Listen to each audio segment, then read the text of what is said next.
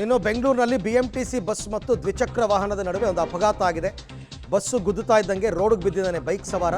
ಅವನೇನೋ ಬಸ್ನವನು signal jump ಮಾಡಿದ್ದಾನೆ ಅಂತಕ್ಕಂಥದ್ದು. ಚಾಲಕನ ವಿರುದ್ಧ ನಗರ ಸಂಚಾರಿ ಪೊಲೀಸರಿಗೆ ದೂರು ಕೊಟ್ಟಿದ್ದಾರೆ ಅಂತಕ್ಕಂಥ ಮಾಹಿತಿ ಇದೆ. ಸಿಗ್ನಲ್ ಜಂಪ್ ಮಾಡಿ ಬಂದಿರೋದು ಬಸ್ನವರು, ಜಂಪ್ ಮಾಡಿ ಬಂದು ಬೈಕ್ಗೆ ಡಿಕ್ಕಿ ಹೊಡೆದಿದ್ದಾನೆ ಅಂತ. ನೋಡಿ ಅಲ್ಲಿ ಹೆಂಗೆ ಎರಡು ಕಡೆಯಿಂದ ಬರೋಕ್ಕೆ ಸಾಧ್ಯ ಇಲ್ವಲ್ಲ. ಒಂದೋ ಬೈಕ್ ಅವನು ಸಿಗ್ನಲ್ ಜಂಪ್ ಮಾಡಿರಬೇಕು, ಇಲ್ಲ ಬಸ್ ಅವನು ಮಾಡಿರಬೇಕು. ಹಂಗೆ ಬರೋಕ್ಕಾಗಲ್ಲ ಪರ್ಪೆಂಡಿಕ್ಯುಲರ್ ಆಗಿ. ಏನಾಗಿದೆ ಅಂತ ನೋಡೋಣ. ಬಟ್ ಪ್ರಾಣಾಪಾಯ ಏನಾಗಿಲ್ಲ. ಆದರೂ BMTCಗೆ ಒಂದು ಹೆಸರಿದೆಯಲ್ಲ, ಕಿಲ್ಲರ್ BMTC ಅಂತ.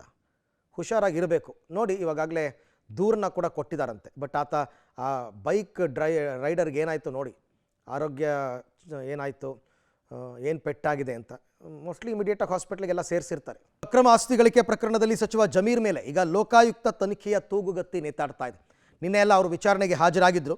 ಆದಾಯಕ್ಕಿಂತ ಹೆಚ್ಚಿನ ಆಸ್ತಿ ಹೊಂದಿರುವ ಆರೋಪ ಎದುರಿಸ್ತಾ ಇದ್ದಾರೆ ಜಮೀರ್ ಅಹಮದ್. ನಿನ್ನೆ ಅವರು ಲೋಕಾಯುಕ್ತ ವಿಚಾರಣೆಯನ್ನು ಎದುರಿಸಿದ್ದಾರೆ. 4 ಸಾರ್ತಿ ನೋಟಿಸ್ ಕೊಟ್ಟಿದ್ದರು, ವಿಚಾರಣೆಗೆ ಗೈರಾಗಿದ್ದರು ಜಮೀರ್. ನಿನ್ನೆ ವಿಚಾರಣೆಗೆ ಹಾಜರಾಗಿದ್ದಾರೆ.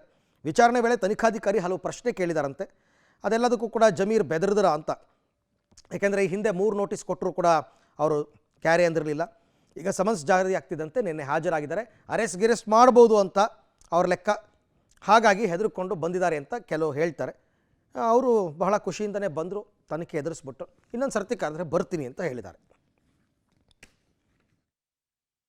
ಅವರು ಸ್ಟೇಟ್ಮೆಂಟ್ ಮಾಡಿದ್ದಾರೆ. ಅವ್ರ ಸ್ಟೇಟ್ಮೆಂಟ್ಗೆ ಅಗತ್ಯ ಏನೇನು ಮಾಹಿತಿ ಕೇಳಿದ್ರು ಅದೆಲ್ಲ ಮಾಹಿತಿಯನ್ನು ಕೊಟ್ಟಿದ್ದೀನಿ. ತಿರ್ಗಿ ಅಗತ್ಯ ಇದ್ರೆ ಕರಿತೀವಿ ಅಂತ ಹೇಳಿದ್ದಾರೆ. ಕರೆದ್ರೆ ಬರ್ತೀನಿ, ನಾನು ಕರೆದ್ರೆ ಬರ್ತೀನಿ. ಅವ್ರು ಸ್ಟೇಟ್ಮೆಂಟ್ ಮಾಡಿದ್ದಾರೆ. ಅವ್ರ ಸ್ಟೇಟ್ಮೆಂಟ್ಗೆ ಅಗತ್ಯ ಏನೇನು ಮಾಹಿತಿ ಕೇಳಿದ್ರು ಅದೆಲ್ಲ ಮಾಹಿತಿಯನ್ನು ಕೊಟ್ಟಿದ್ದೀನಿ. ತಿರ್ಗಿ ಅಗತ್ಯ ಇದ್ರೆ ಕರಿತೀವಿ ಅಂತ ಹೇಳಿದ್ದಾರೆ. ಕರೆದ್ರೆ ಬರ್ತೀನಿ, ನಾನು ಕರೆದ್ರೆ ಬರ್ತೀನಿ.